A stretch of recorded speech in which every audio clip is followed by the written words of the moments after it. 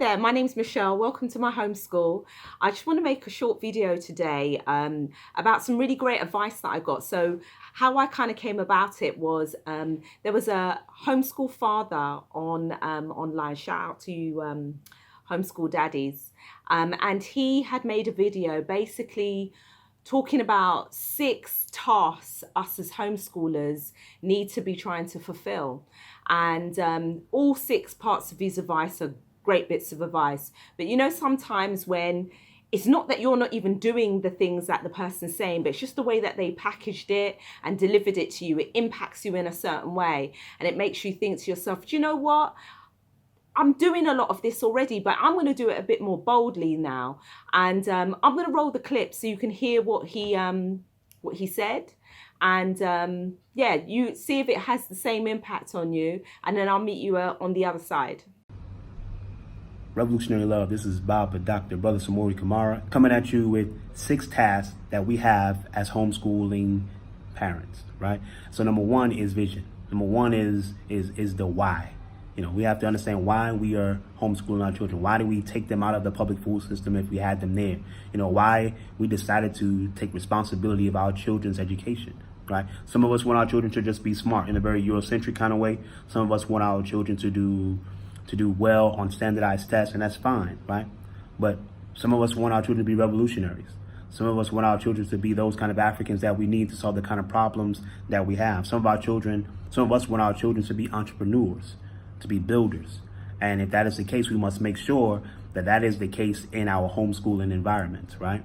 But speaking of environment, another task that we have as a homeschooler is to set the environment, to make the environment an environment of growth, an environment that is okay with failure and mistakes, because that is where the learning happens. An environment that is African and African centered, that has the African motifs and themes around the home, that has the African books and books that inspire them to do great things, to have their own ancestors, you know, around them, so they can know where they came from, why they are here in this particular place at this moment, and where they can go in the future, right? Another task that we have in terms of being a homeschooler is building relationships. You know, so many people talk to me and they say, man, I couldn't homeschool my children. I immediately think that you can't build a relationship with your child, because that's what it is. It's, you know, anything in life is about relationships. So we must build those relationships with our children and put that first, put that relationship first and not the academics, put that relationship first and not the grades, put that relationship first and not what other people think about their academic trajectory or progress.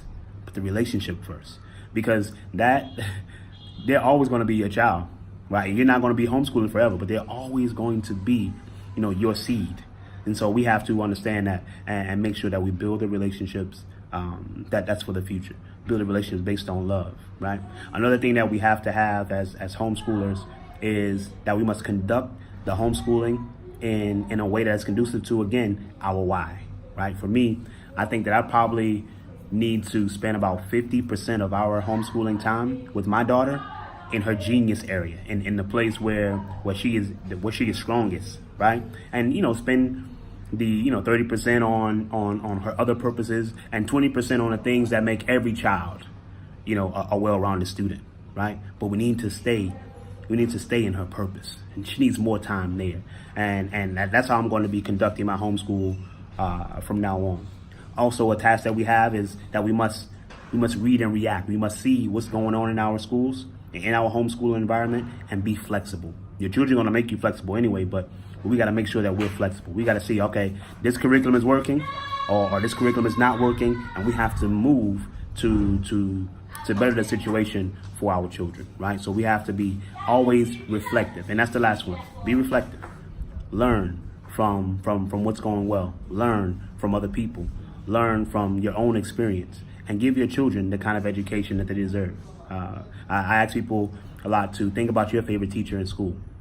How did that teacher make you feel? You know, what did that teacher inspire you to do? Be that for your young warrior.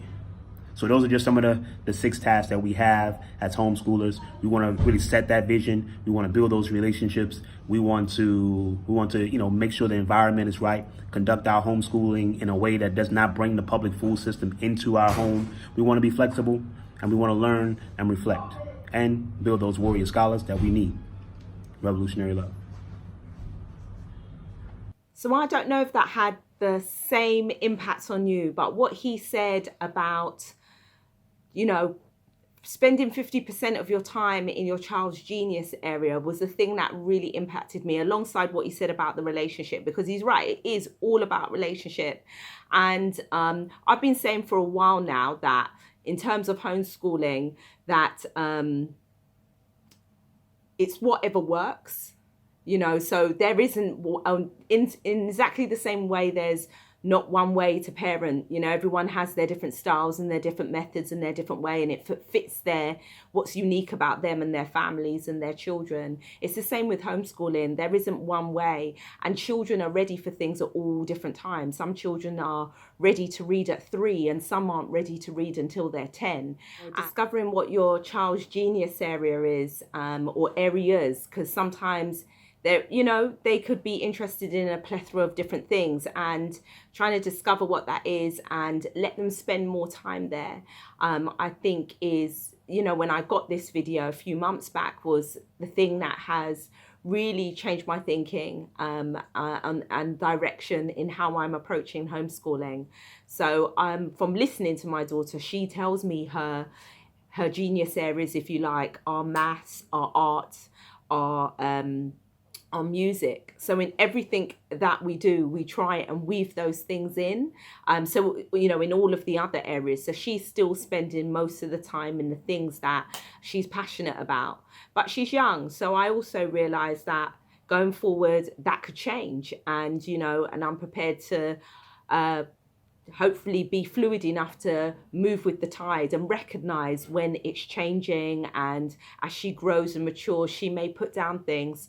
Recently she was so into ventriloquism and got a puppet and everything, called it Cutie May, and started to learn how to speak with her lips closed. And then now she's, more interested in becoming a concert violinist. So we will see where this journey takes us, both me as the facilitator and her as the student learner, and see where we end up.